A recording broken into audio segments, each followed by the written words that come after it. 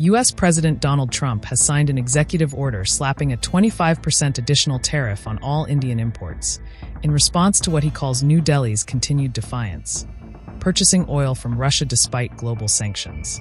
India has emerged as one of Russia's top oil buyers since the Ukraine war began. The White House now says such actions directly threaten U.S. national security and foreign policy interests. Citing a continuing national emergency, Trump invoked emergency powers to penalize any nation indirectly supporting Russian oil trade, targeting India despite it not violating any international law. The order applies to all Indian origin goods entering the U.S. after a 21-day grace period, except for select exempted categories.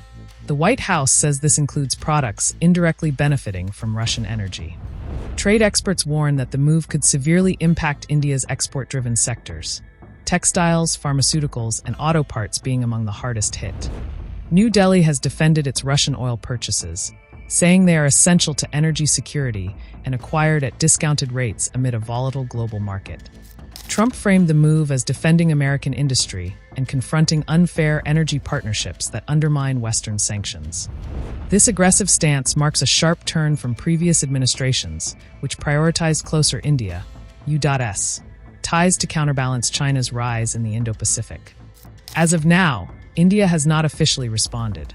Analysts say the Modi government faces a tough choice: stand its ground on oil or risk a trade rupture with its largest export partner.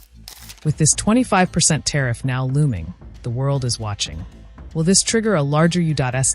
India trade war? Or will quiet diplomacy resolve a growing geopolitical rift? On Tuesday, Kremlin spokesperson Dmitry Peskov denounced Trump's remarks, calling them illegal, and saying that attempts to force countries to stop trading with Russia are threats that violate international norms. Listen in. We hear many statements that are in fact threats, attempts to force countries to cut trade relations with Russia. We do not consider such statements to be legal. We believe that sovereign countries should have and do have the right to choose their own trading partners for trade and economic cooperation, and to choose for themselves the forms of trade and economic cooperation that are in the interests of a particular country.